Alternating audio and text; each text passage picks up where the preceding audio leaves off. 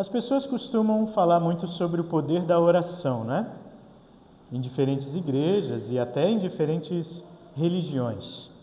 Mas quando as pessoas falam em oração, será que todas estão falando na mesma coisa, no mesmo Deus, no mesmo sentido, numa mesma doutrina a respeito da oração? O que as pessoas por aí creem a respeito da oração? O que nós acreditamos a respeito da oração?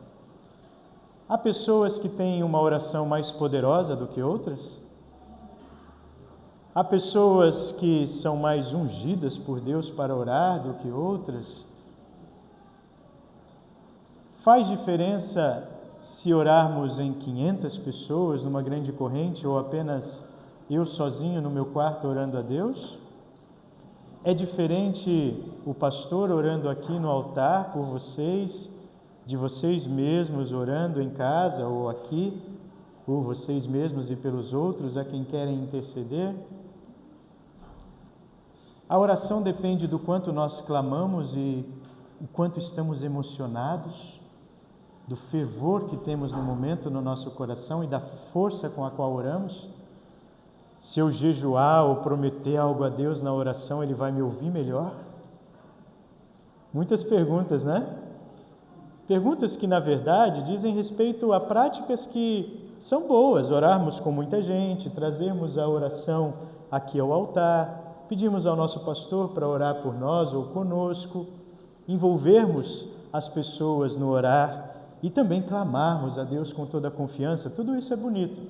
Mas cuidado para quando nós falamos sobre oração, não transformarmos a oração em algo que depende da nossa força, do quanto nós nos dedicamos, de como nós falamos ou das palavras que usamos. Não é disso que se trata. Deus quer que oremos. Deus quer que oremos juntos. Deus quer que oremos uns pelos outros. Deus quer que insistamos na oração, mas não porque Ele precise disso para nos ouvir e nos atender. Simplesmente porque Ele quer que a gente saiba que precisa e depende dEle em todas as coisas. E para nos unindo com mais gente, a gente ainda fortaleça mais esse vínculo e essa certeza nos corações de todos nós. Mas a oração que sustenta o mundo de verdade e a oração pela qual as nossas orações são atendidas é a oração de Jesus.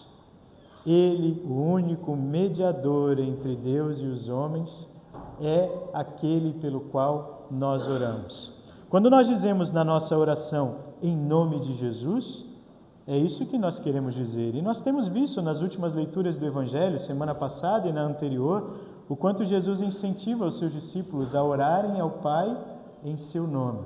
E é verdade, precisamos orar em nome de Jesus, nos lembrando que é por causa dele e do seu sacrifício em nosso lugar que as nossas orações são ouvidas por Deus. E não porque a gente mereça mais do que os outros ou porque a gente esteja se esforçando e aí faça algo para ser ouvido. Tudo o que precisava ser feito para que as nossas orações sejam ouvidas por Deus já foi feito em Jesus. E mais, o que está vinculado à promessa bonita na ascensão de Jesus? Que Ele ainda hoje intercede por nós junto ao Pai.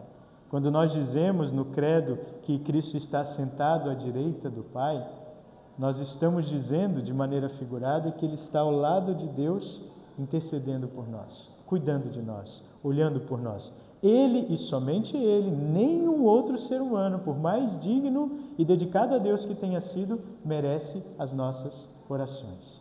É só por meio dele que temos acesso ao Pai. E essa é a primeira coisa que precisamos nos lembrar. Mas olhando para a oração que Jesus faz em João 17, texto que nós lemos hoje, nós vemos o que Jesus pede ao Pai também quando ora por nós. Ele pede que todos nós sejamos um e Ele lembra como nós pertencemos a Ele e por isso temos um vínculo eterno com o Pai também. A oração fortalece isso também no nosso coração, quando a gente ora tendo junto ao lado a palavra de Deus. Quando a gente ora a partir do que leu da palavra de Deus. Quando a gente ora vinculado a Cristo em sua palavra. Ali se fortalece a certeza de que nós pertencemos a Deus. E que podemos estar confiantes mesmo nas dificuldades desse mundo. Cristo sabia que nós somos fracos.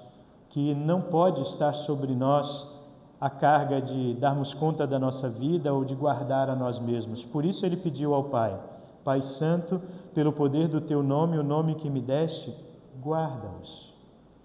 Jesus pede ao Pai que nos guarde, porque ele sabia inclusive que logo após essa oração que ele faz, Pedro o negaria, os discípulos fugiriam, o medo tomaria conta deles, a fé deles vacilaria, assim como acontece na nossa vida também hoje.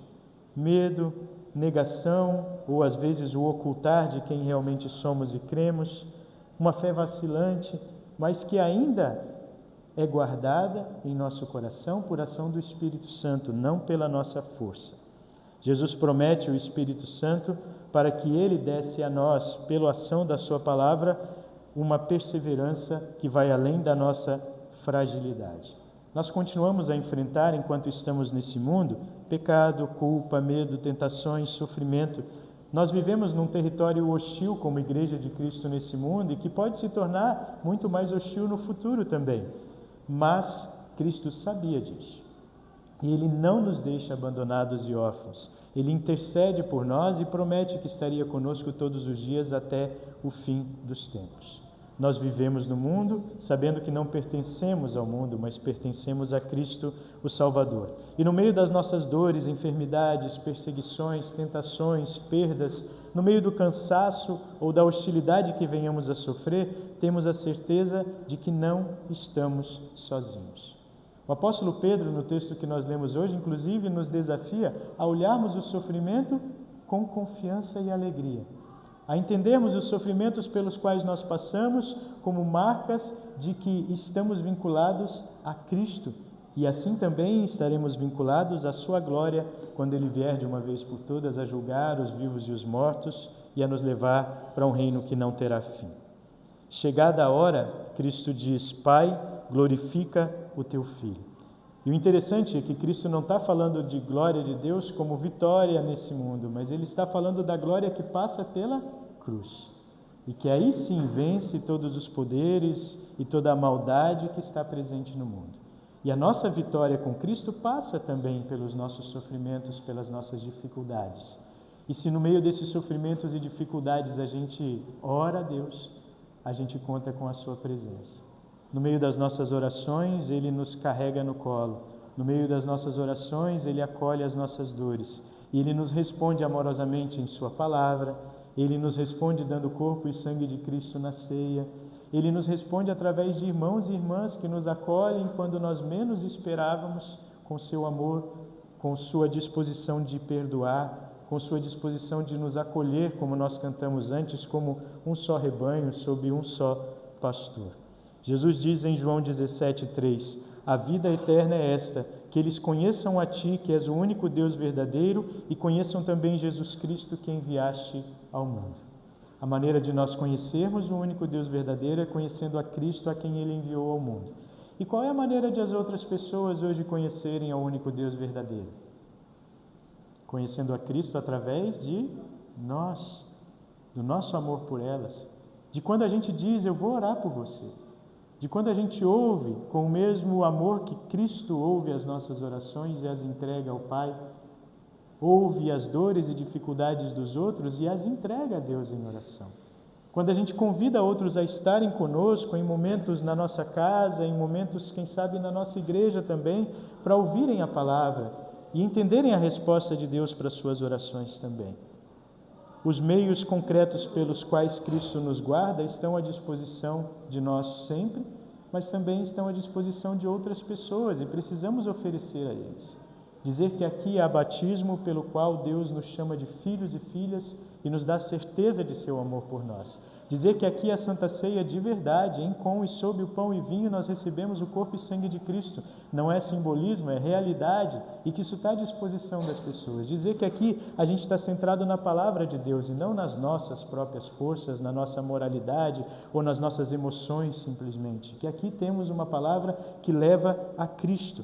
E aí sim, nós podemos ser instrumentos de Deus para despertar, para confirmar a fé na vida de outras pessoas. Quando as pessoas estão cansadas, a gente pode oferecer o que nós mesmos recebemos, porque no nosso cansaço Deus nos lembra: eu te batizei, eu te absolvo e te perdoo, eu te dou o meu corpo e sangue entregue por ti, eu te dou a minha palavra e a certeza de que sempre estarei com vocês. Essa é a oração de Cristo para nós. Que a gente saiba que pertence completamente a Ele. E que a gente não deixe de confiar nisso em nenhum dia das nossas vidas. Que a gente ore mais, de fato, ore mais. Porque às vezes a gente, como diz o apóstolo, não recebe porque não pede. Ou às vezes pede de maneira egoísta para satisfazer os nossos próprios desejos. Que a gente ore mais de coração e com a palavra de Deus. Buscando nos submeter à sua vontade com toda a humildade. E confiando que Ele dará as respostas no tempo certo e as respostas que são melhores ainda do que a gente imagina receber. Todos nós nos unimos a Deus em oração, todos nós pecadores como somos, mas todos nós confiando no perdão que há em Cristo Jesus. E podemos unir outras pessoas a nós também, pela palavra e o chamando para orar conosco. Nós oramos porque Cristo orou por nós, nós oramos porque sabemos que Cristo ainda intercede por nós. Nós oramos porque sabemos que mesmo no meio das dificuldades desse mundo estamos vinculados à vitória dele, a vitória que passa pela cruz, mas que também será de glória para toda a eternidade. A oração que sustenta a nossa vida, que sustenta a nossa igreja, que sustenta o mundo, não depende de nós, mas é a oração de Cristo. Em nome dele nós oramos. É nele que queremos permanecer para sempre. Que ele nos abençoe para isso. Amém.